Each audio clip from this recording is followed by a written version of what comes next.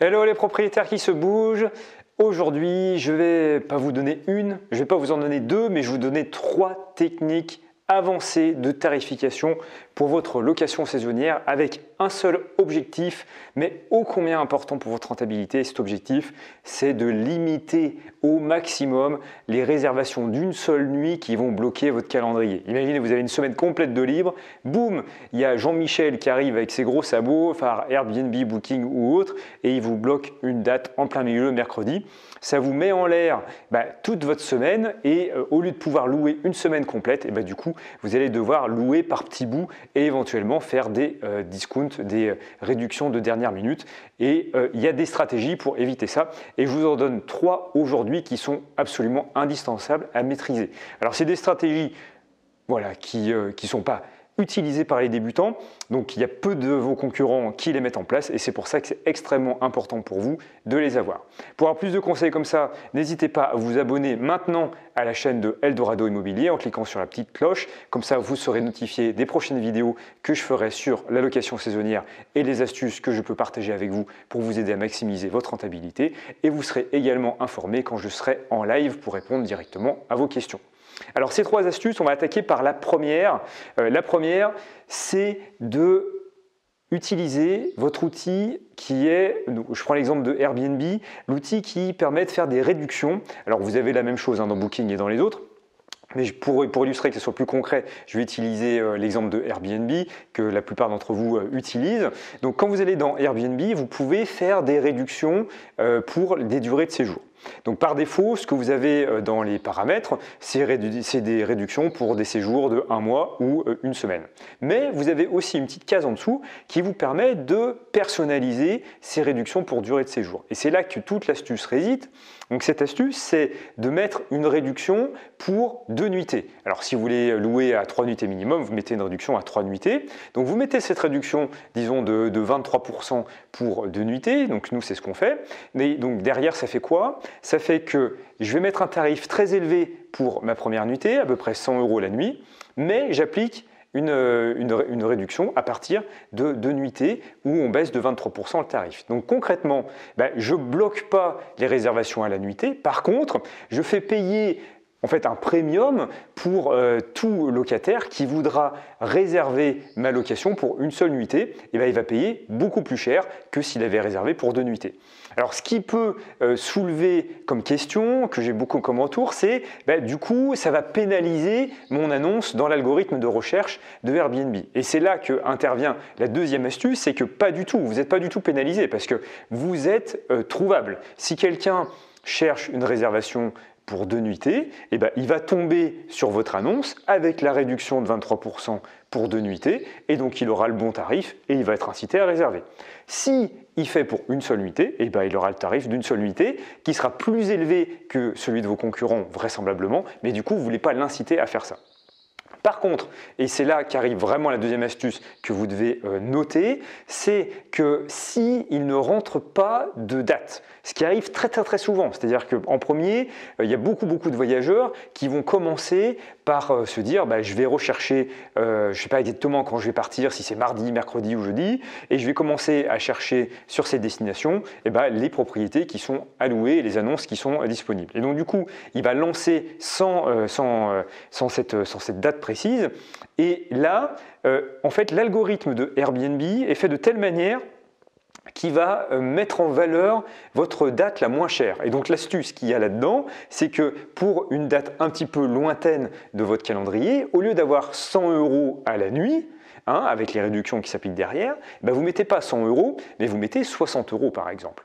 Et donc du coup, quand quelqu'un va chercher une location dans votre région, il va tomber sur la vôtre à 60 € à la nuitée. Et quand cette personne va affiner sa recherche en fonction du nombre de nuitées, il va tomber sur le vrai tarif, mais il aurait été attiré par ce tarif attractif et ensuite il tombera sur le tarif que vous avez avec des réductions. Donc voilà comment est-ce qu'on fait pour que, en toute priorité, les gens arrive à réserver des séjours longs plutôt que des séjours courts.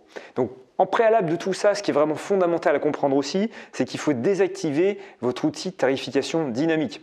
La tarification dynamique de Airbnb, déjà, elle vous incite à faire des tarifs très très bas.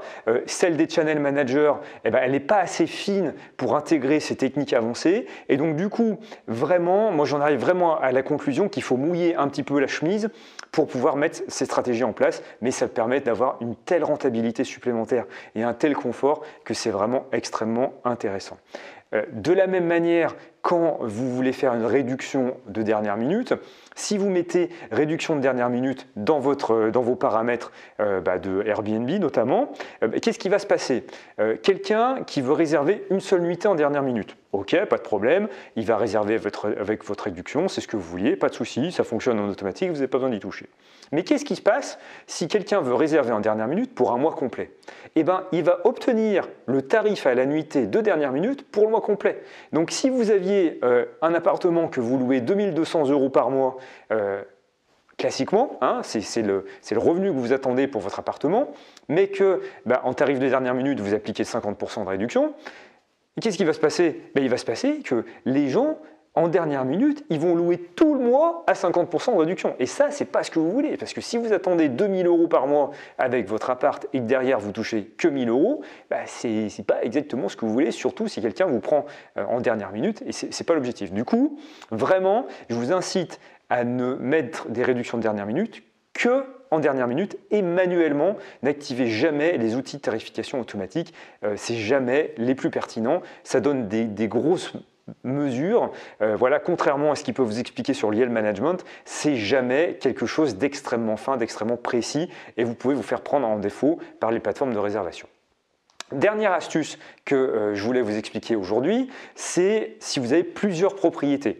Voilà, moi j'ai pas mal d'appartements, j'en ai notamment 5 qui sont dans un secteur géographique extrêmement proche, 2 dans le même immeuble et puis d'autres dans des immeubles vraiment environnants. C'est la même configuration de studio et donc du coup les équipements sont similaires.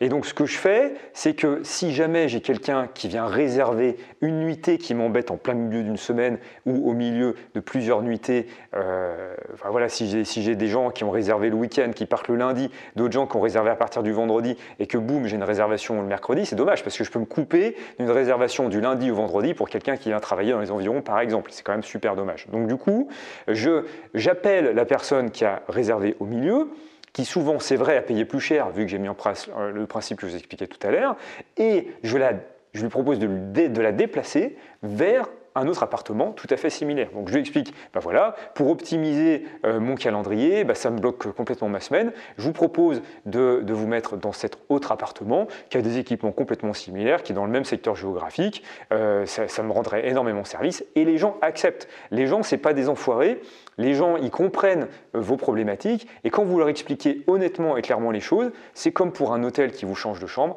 voilà, vous allez toujours tomber sur quelques personnes qui vont refuser, mais d'une manière générale, tous les gens vont accepter. Donc voilà ces 3 stratégies avancées qui vont vous permettre de gagner énormément d'argent en évitant d'avoir des semaines coupées au milieu avec des gens qui réservent uniquement à la nuitée, en ayant une démarche un petit peu intelligente et dynamique pour utiliser les failles des algorithmes des moteurs de recherche de Airbnb et des autres sites de réservation. Je vous invite à aller plus loin et à aller voir le webinar sur toutes les stratégies pour booster vos annonces et gagner plus avec votre annonce Airbnb, Booking et autres plateformes. Dans ce webinar, je vous expliquerai un éventail complet de 60 techniques qui vont vous permettre très rapidement d'avoir vos annonces qui vont remonter très haut dans les moteurs de recherche et vous allez pouvoir augmenter vos tarifs. Donc non seulement vous aurez plus de visibilité et donc plus de réservations, mais en plus avec des réservations plus chères et vous allez booster votre rentabilité comme vous auriez jamais pensé pouvoir le faire comme un pro, alors que c'est des techniques, il faut les connaître, mais elles sont faciles et simples à appliquer quand on vous les explique pas à pas. Donc allez bien sur le webinaire pour avoir tous les détails sur ces stratégies. Je vous dis à très vite sur Eldorado Immobilier. Ciao, ciao!